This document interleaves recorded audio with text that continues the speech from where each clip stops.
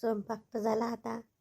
चला थांबा, माझा डब्बा नेऊन देतो पहिले, मग घरी यायले सगळ्याला देतो. येतो मी लवकर, ह्या डब्बा मामाच्या घरी नेऊन देतो.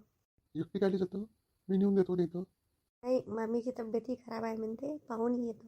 मी येऊ का सोबत? नाही नाही, मी येतो एकटी. मग तुम्हाला भूक लागली का? नाही, भूक नाही लागली आहे. मग मी लवकर येतो, आल्यावर सोबतच जेवण करू. जा लवकर, मग ये लवकर. येईल आता. मामा हे घ्या, डब्बा घ्या. स्वयंपाक केला मी आणि डबा आणला तुमच्यासाठी. डबा खायला आणला मीच तुले जेवायले, म्हणून इथंच तिथंच स्वयंपाक करून घे. नाही मामा, मी म्हटलं घरीच करतो. घरची साफसफाई केली आणि त्या सुनीता वहिनीच्या घरून एक गुंड पाणी आणला आणि स्वयंपाक केला. तर मी म्हटलं पहिले डब्बा नेऊन देतो, मामीची तब्येत खराब आहे तर. कुठे गेली आहे मामी? आई झोपली आहे. हे घ्या डब्बा, मी मामीला अंदरून पाहून येतो. आता तुझ्यापासून काय लपू? अंदर नाही आहे, ती गेली हिंडायले. त्याच्या जीवावर आलं तर स्वयंपाक करायचं, म्हणून तिनं बहाणा बनवला कंबर दुखते म्हणून. मला खूप वाईट वाटते, पण आता काय सांगू. तुम्ही कायले वाईट वाटून घेता मामा? मी काय ओळखत नाही का मामीले? हे घ्या डब्बा, चांगले जेवण करा आणि मामी तर तिला जीव द्या. बस ना थोडा वेळ. नाही, ते घरी जेवायचे आहे ना दोघांचं ना. मी म्हटलं पहिले डब्बा नेऊन देतो आणि मामीला पाहून येतो. येतो मग मी. हे घ्या डब्बा. किती समजदार पोरगी आहे, आणि मा घरचं भूत पहा कसं आहे. कशी आहे तब्येत पद्माबाईनी? हा, तब्येतीला काय झालं? कोण सांगे बाई खराब आहे म्हणून? नाही बा, मग अशी लता आलती सुनीताबाईंच्या घरी पाणीले, तर मी तर नव्हती म्हणा तेव्हा. मग मी डबल काम होतं मला तर आलती, तर सांगे लतानं पाणी नेलं म्हणून एक गुण. तर पद्माबाईनीची तब्येत खराब आहे बा, सांगत होती म्हणे. तब्येत गिब्येत खराब नाही आहे बाई. कोण सांगन जेवाले? त्या बुडोब्यालाचं 2-3 दिवस जीव घातला मी. तर आता मा घरचा हे म्हणे का त्याले ती घरी जेवायला सांग, तिच्या घरी पाणी घेणे नसेल तर. पाणी आणून कपडे धुवायला गेली ती हिरीवर. कंबर दुखूनच राहिली त्याची, थोडी थकून गेली. आणि आणखीन त्याचा स्वयंपाक, म्हणून बहानाच बनवला मी. काय झालं? जीव घातला असता ते एक दिवस.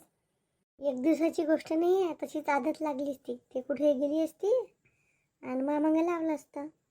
गावात आहे म्हणून काय एवढं करून घेऊ का? अरे बापा, हे मागून कुठं उभी होती? मामी, मी तुम्हाला पाहायला घरी गेलती, तुम्ही इथं उभे आहे. कुठून आली लता तू? मी मामालीच पाहायला गेलती, डब्बा नेऊन दिला आणि मामीला पाहायला गेली. मामानं सांगितलं होतं पहिले, मामानं जेवायला सांगितलं होतं.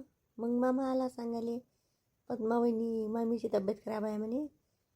तर मग मीच केला स्वयंपाक, डब्बा नेऊन दिला. तर मामी झोपली आहे म्हणे. मामी तर इथं दिसून राहिली.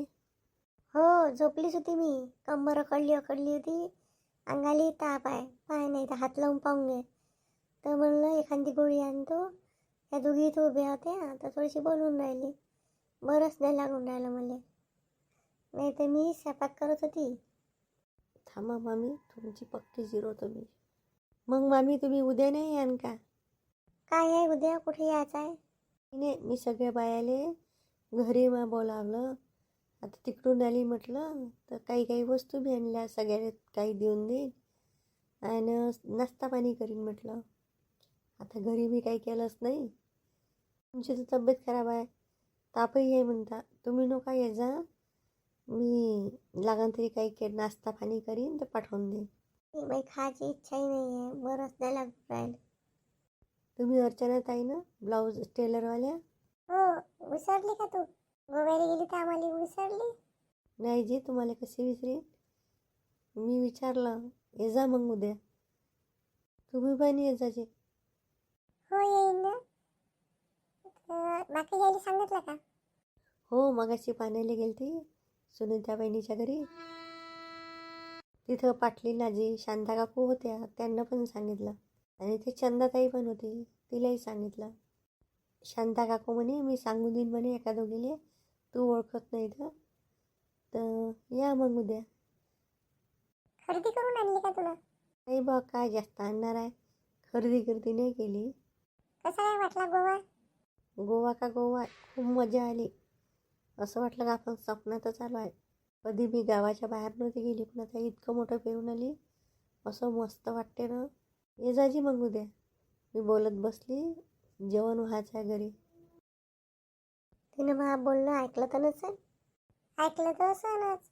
मला तिला बोलावायचं नव्हतं, तुम्हाला बोलावलं आणि म्हणते तुम्ही उद्या येऊ नाही शकणार. अशी आहे.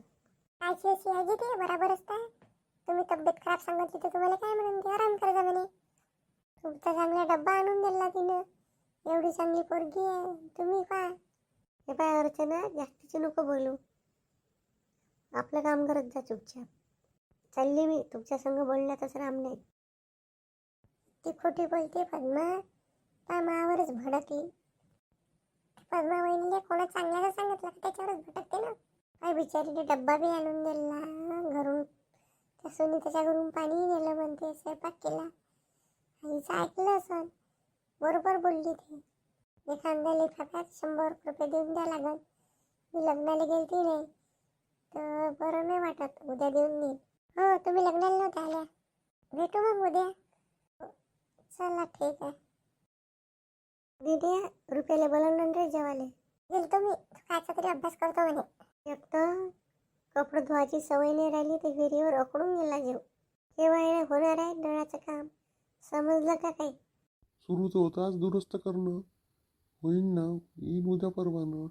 कसं चांगलंच हे नाही आहे तर सरपंच भाऊ बी काही करत नाही. काही नाही, सारं लुजलूज काम आहे. 3 दिवसापासून नळ नाही आहे. तुम्हाला माणसाईला घेऊन बोलता नाहीत का थोडंसं? काय बोलणार आहे, चालू आहे ना काम. पण मला एक सांगा, का शहरात असं राहत असेल का? एवढं मोठं शहर चालवते, दररोजचे नळ येते, तर असं खेड्यापाड्यानंच आहे सांगत आल. हो तर आहे म्हणा, सरपंच भाऊ ढिला आहे ना, त्याला फक्त खायला पाहिजे. आई एक गोष्ट सांगू का? तू सरपंच बन. काय साधलं रे तिने तुला सरपंच बन म्हणून? ऐकलंय, पुस्तकात वाचलं बी. बाया बी राहते सरपंच. हो राहते ना, बायाची सीट असते तर बाया राहते. तूच बन मग मस्त. एवढं लक्ष अभ्यासात घालत जा, बाकीच्या गोष्टीत घातल्यापेक्षा. कुठून अंतरी आहे दिने, हे कुठून कुठून त्या डोक्यात येते. माझं डोकं हुशारच आहे. एवढी हुशार की अभ्यासात टाकत जा ना, त्यात तर काही नाही जमत. त्या आईले धड मोबाईल तर चालवता नाही येत, तर काय सरपंचपणा चालवत. कोण म्हणते चालवता नाही येत? शिकली आता पूर्ण.